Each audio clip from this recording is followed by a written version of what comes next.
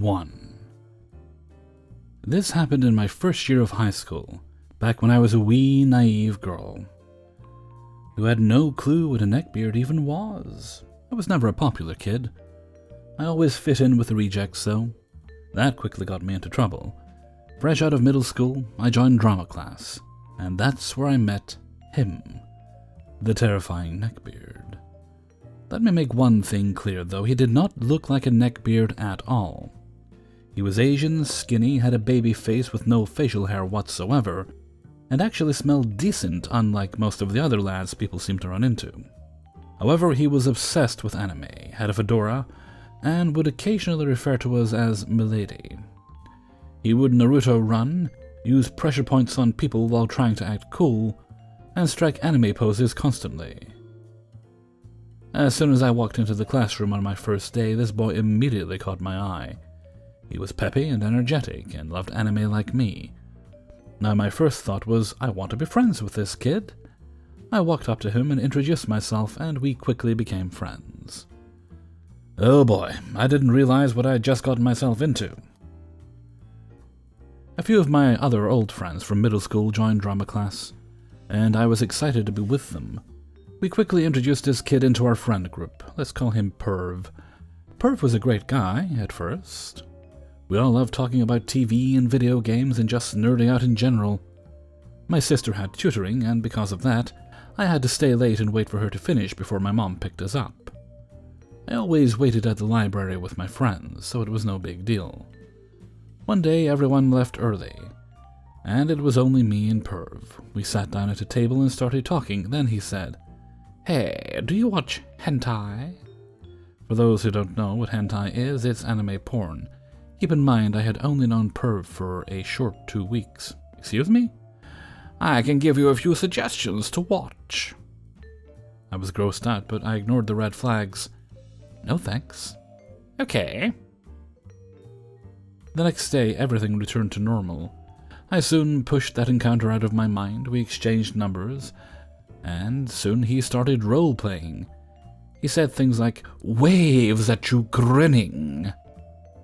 Looks in your bio to see what it's about." I eventually asked him what the hell he was doing.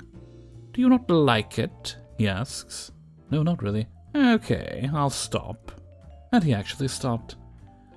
Eventually, he brought in his fedora to school. We were all joking around in the theater auditorium and goofing off in the chairs. I tip back to find that Perv is behind me, and he puts his fedora over my eyes so my face is covered. I'm laughing and being an idiot when I suddenly hear my male friend, B, screaming at Perv. Keep in mind, I couldn't see anything as the fedora was covering my eyes. Perv is acting innocent and playing it cool, and my other friend is fuming. Perv refuses to tell me what happened, saying, "Oh, it's nothing, don't worry about it." And then the school bell rings, dismissing us from school. He runs off before I can pester him further. As we're leaving, I flag down B and ask what happened. He tells me that while the fedora was over my eyes, Perv reached over and tried to grab my tits. Luckily, B stopped him by screaming. I was enraged, but didn't call Perv out on it. Instead, I ignored him for a while. Despite this massive red flag, I still hung out with him for some stupid reason. A couple weeks later, he texts me with a link to a song that says, "It's really good, you should listen to it." Me, being the idiot, actually click on it to see what it's about. It's a Vocaloid song about panties. "Dude, I don't want to listen to this," I text back, "but it's really good." I didn't want to make him angry, so I pretended I listened to the video and said, "I watched it. Was it good?" "I guess," I text back, cringing. Eventually, me and my friends get into D&D, and Perv offers to be a DM. We're thrilled, thinking that we're finally going to be able to play this game we've been wanting to try for ages. We form a small group, just me, Perv, and another friend, A, and we set up a date. He texts me, "Hey, A can't make it to the session, but you can come still. My parents won't be home, so it'll just be us." I, being the innocent idiot, am still ready to go. Even though this was obviously a setup to get into my pants, I ask my mom if I can go, and because she has more common sense than me, she refuses. I'm upset, thinking that now I won't get to play the game, and tell him that I'm not coming. He sulks and whines, trying to get me to try talking to my parents again, but I tell him that once my parents make up their mind, they can't be swayed. A couple weeks later, I talk to my other friend while Perv isn't around, Dee, and she tells me that while they were sitting together under a blanket, he grabbed her butt and started whispering dirty things in her ear. I'm upset now, but again we don't confront Perv about it. The next day I see him cornering my crush, who was also a girl, Boo Boo. Boo Boo had never been flirted with before and wasn't looking for a relationship at all, and when he pins her up against the wall, I can see the fear in her eyes. I roughly shove Perv off and tell him that he can't just do that to people, with a fake but tense smile on my face and murder in my eyes. He pouts, "I was just joking, jeez," and walks off. I turn to Boo Boo and ask her if she's alright. She hugs me and thanks me for protecting her, and I say I was just glad I was able to help. Our friend group then started up a comic club with a good mix of a few boys and girls, since we all wanted to make a comic together. It goes nowhere and eventually just becomes a club where we talk. One day, Perv suggests we all share our darkest secrets. We're in the corner of the room so the teacher supervising can't hear us. We go around, each telling our secrets. Most were silly and harmless, and I'm the second to last one. I open up about how I was suicidal at the time. I'm in a much better mental state now. And they all comfort me. I turn to Perv. We all went, now it's your turn. I don't wanna. Mine's embarrassing anyways. He literally fiddles with his fingers like a shy anime girl. This was your idea in the first place, you should go, Dee pipes up. Fine. I have been having sexual fantasies about all the girls in the club. We all go silent. You can hear a pin drop. We all have disgusted looks on our faces, and we look at each other, checking if what he just said was real or not, something they misheard. Bee and a few others silently get up and storm out of the room, slamming the door behind them. The rest of us stay, shocked. No one knows what to say. This was his idea in the first place, after all. The club session ends and we all leave. And while we're walking, I catch up to Perv. I have a plan, though. Hey, what was I doing in your dream? You were showing yourself off. Oh, okay. I run off, and from then on, I made it my personal goal to never take off my jacket, or to ever show off any more skin than I need to in front of Perv. He starts making jokes that whenever a girl in our group said, "Oh my god, I want to die," jokingly, he said he would turn us into his undead sex slave. But wait, it gets worse. I'm talking about Perv to a few other friends, and a teacher overhears us, and forces me to report it to the school. I learn that he has done this before with many other girls. One of my other friends, who is on the swim team, tells me that he sent her texts about how he wanted to sneak into the locker and watch her change, and that he would love to see her in a bikini. It gets to the point where I wasn't allowed to be in the same room as him, and I had boys offer to beat him up for me. I was told, along with many other girls, that I could press charges against him, because we were the victims of disorderly conduct. With all the shit he did, he could have gone to jail, but no one pressed charges. I wanted to, but my mother wouldn't let me. He got suspended for 2 weeks. He wasn't suspended the first time, and it was peaceful. No one had to worry about him for a short period of time, and it was heaven on earth. Then the dreaded day comes when he comes back, and he has a new hair color. His parents rewarded him with letting him dye his hair bright blue. When he comes back, I decide it's finally time to confront him face to face. My friend group flocks around me as I storm out into the hall to confront Perv. Everyone is mad at him at this point. I ask him what the hell was going through his head to make him do these kind of things. He sulks and looks down, except he wasn't looking at the floor. No, he was looking at my tits the whole time, while I chewed him out for his behavior. I had enough and yelled, "My boobs don't have eyes. Look me in the damn eyes, Perv." He flinches and makes eye contact with me, looking like a dog that had just been scolded for ruining someone's slippers. Perv mutters an apology and scurries off.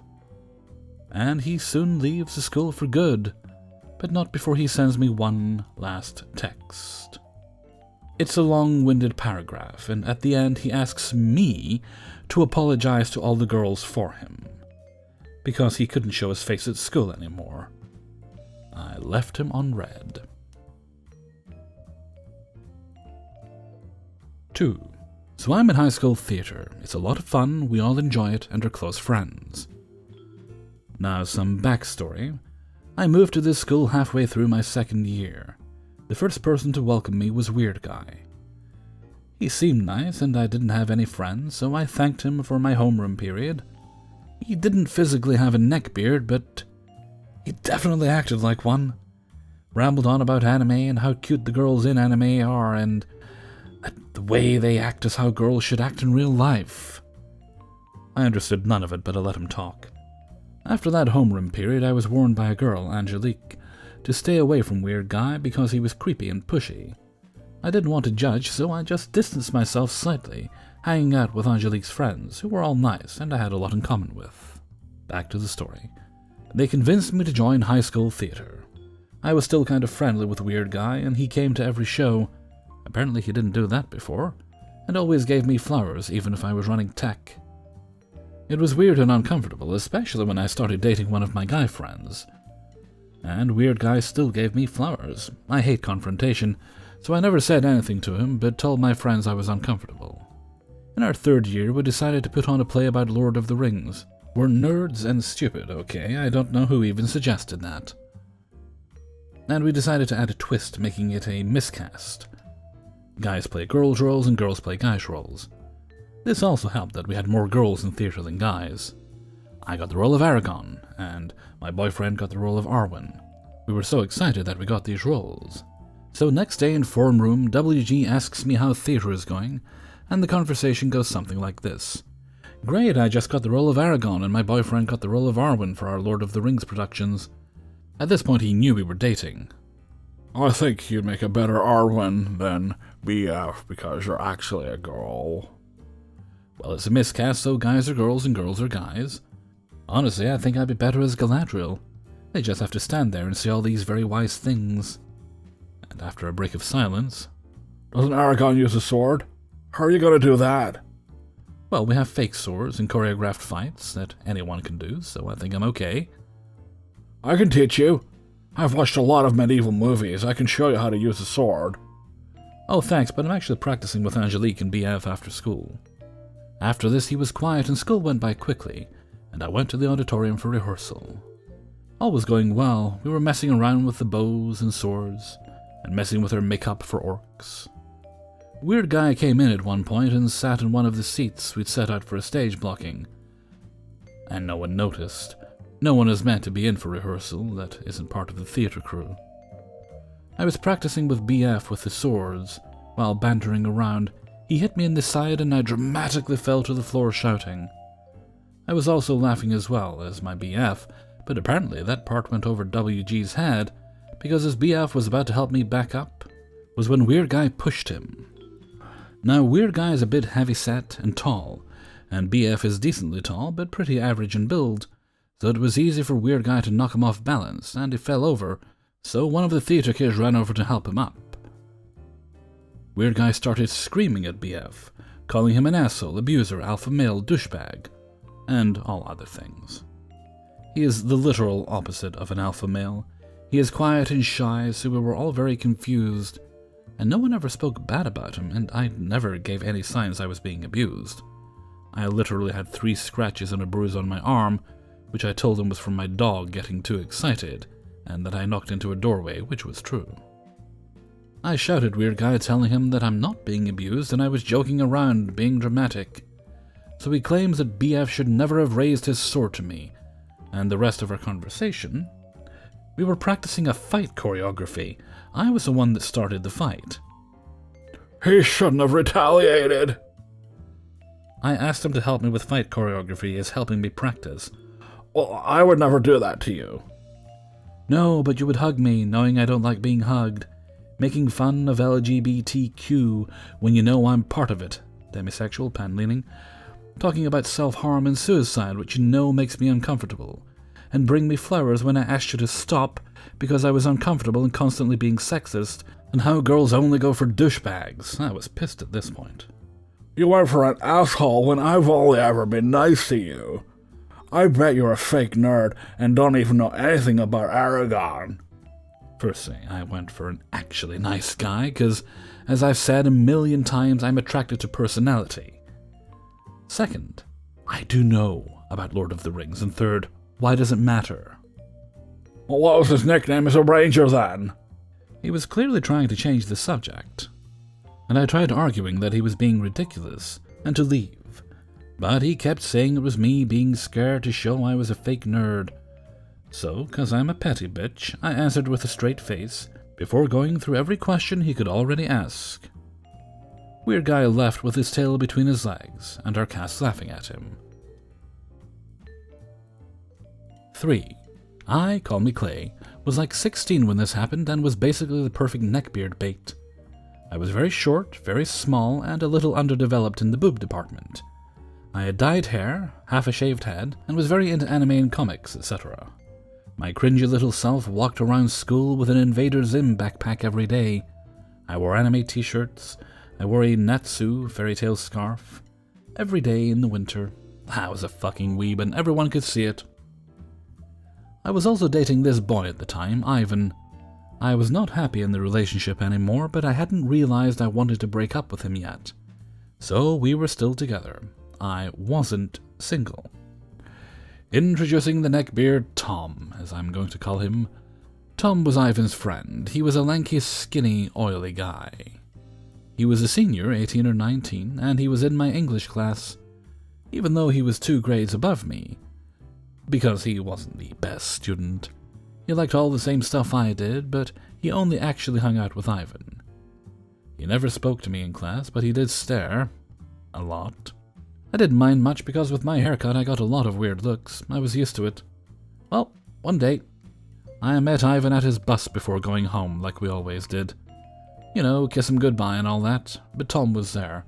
He was chatting with Ivan, and I didn't think much of it. I said a polite hello, kissed Ivan goodbye, and left. But I noticed Tom was staring a lot when we kissed. It gave me a weird feeling, but I brushed it off. Then after that, Tom showed up at the bus every day. He barely said anything to me. He spoke with Ivan until I showed up. Then he cut off the conversation, watched me kiss my boyfriend, then I left. This happened every day for like 3 weeks. Then one day I get to the bus, and the conversation isn't cut off right away. Ivan was laughing uncomfortably, and Tom was grinning. I asked what was going on, and my boyfriend said, and I quote, "Tom was just telling me how he wants to fuck a lolly, specifically you." My boyfriend said this, laughing. I was stunned. I had no idea how to respond to that. I'm not a fucking lolly. And I felt extremely grossed out by the entire thing. Tom looked completely unashamed. I turned around and left without giving Ivan his goodbye kiss or even saying goodbye. All my emotions were so knotted up, I couldn't really tell how I was feeling beyond disgusted. Looking back on it, I was also feeling betrayed by Ivan, but I couldn't put a name to the emotion at the time. The next day I got to my English class, sat down, and only lasted about 5 minutes before I couldn't take it anymore. Tom was fully staring at me, and now I knew why. I felt like my skin was crawling. I called the teacher over and asked if I could speak to her in the hallway. I explained that I wanted to do my work next door or in the media center or in the office, etc. I just wanted to be anywhere but in the same room as Tom.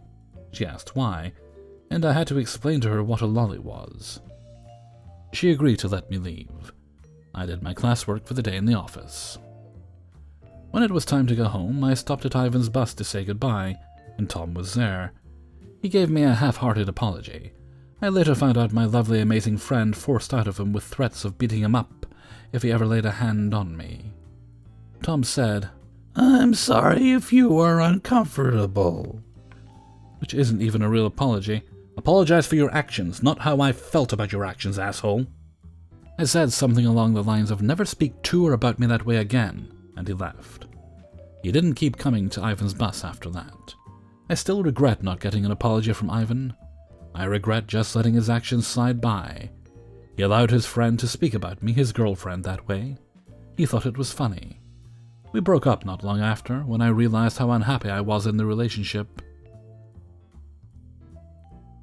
4. Since I, 25 female, was a teenager, I've worked in largely male-dominated fields and workplaces, So I've had a multitude of experiences with neckbeards, but this one in particular always comes to mind when I read other neckbeard stories. Me and my neckbeard started out as friends at our summer job, and he actually seemed like a pretty good guy. During the off-season of his job, I had a date cancel on me last minute for a group activity, and since Neckbeard lived close, I asked him to come with me as a favor so the group wouldn't have to reschedule. We had an okay time, but it wasn't exactly a love connection for me. He wasn't a bad-looking guy, actually pretty much the opposite of the usual Neckbeard expectation. But his personality was, and is, not just something I was attracted to romantically. Also, I was 16 and just enjoying dating around. After that night, he started texting me a lot. I tried to make it clear I wasn't interested, but didn't have the confidence to just outright say it. So I said that I was trying not to go on a date with the same guy twice in a row at that time, which wasn't untrue.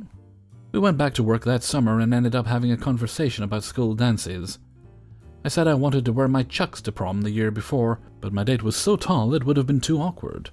Then he joked, I thought, that we should go together the next year. Over that time he kept texting and asking me out a bunch, or suggesting hangouts, but I tried to avoid it as much as possible.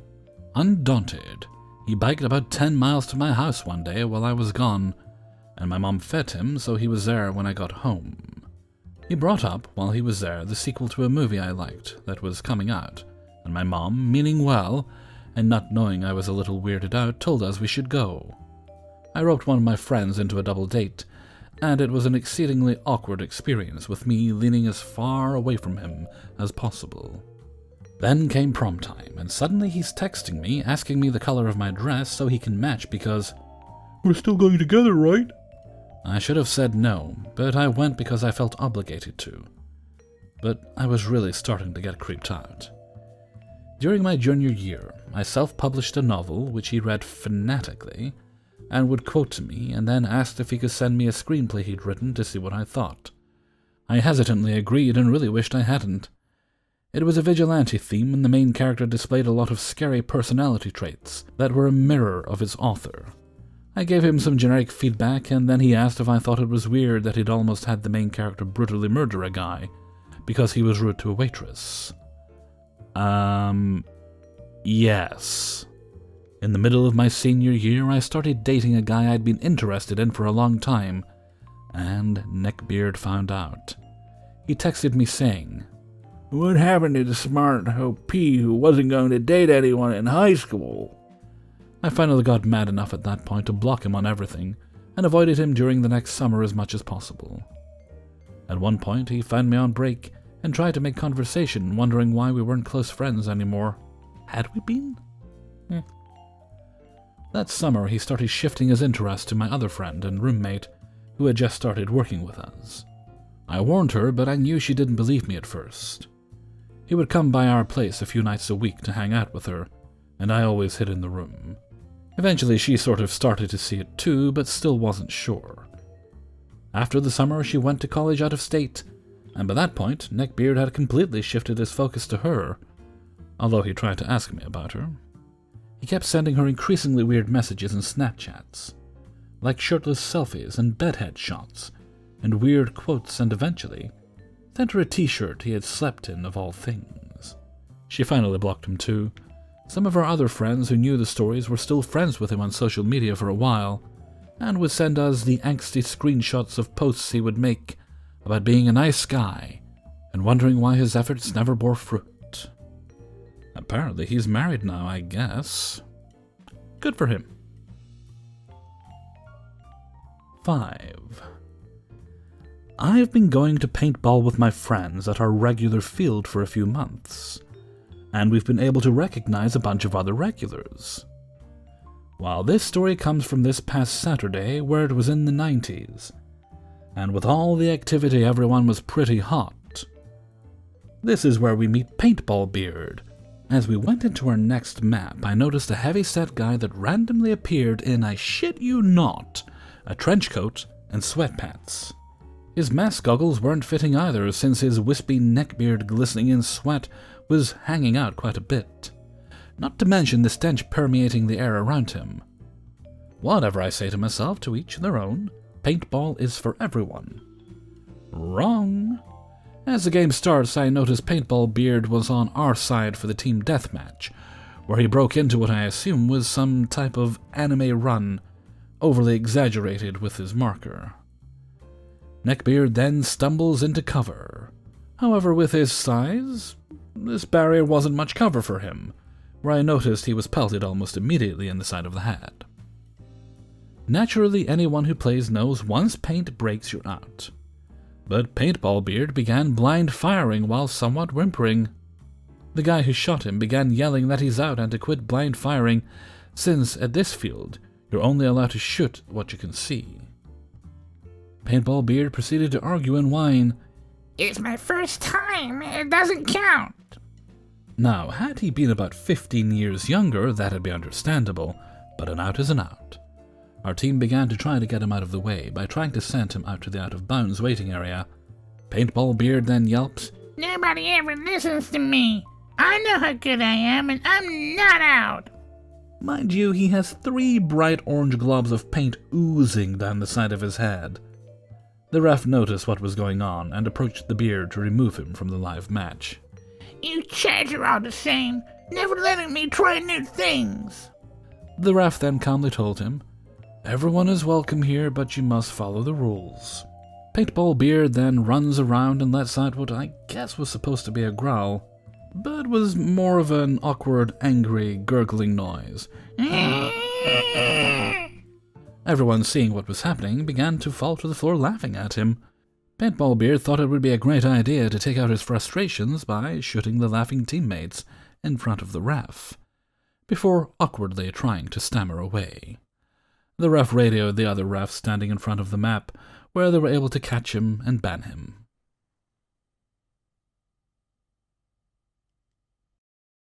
Hey everybody, Hellfreezer here, and thank you very much for listening to Neckbeards in the Wild, number 52. And thank you very much to everybody who allowed me to use their stories in this video. Just a little bit of advice regarding the story there with the person that wrote the book. If you've written something, if you're a creative type, and someone is pestering you to read their work because they want feedback, simply tell them you legally can't read their material, and you can't read anyone's material, because you can't run the risk that you might write something in the future, even years from now when you might have forgotten about it, that turns out to be accidentally similar to something they've written. Because if you have, then they might sue you. Even if they claim they're not going to, the advice of many professional people, and this is something that professional people will tell you, is that you just should not run the risk of exposing yourself to that. And that's something that people like Neil Gaiman, J. Michael Straczynski, other people we won't talk about, but it's like basically every successful author, screenplay writer and everything does this. So basically just have a default policy of not looking at other people's work. Okay, and with that, I'm going to head off for now. So until next time, thank you very much for listening, and take very good care of yourselves.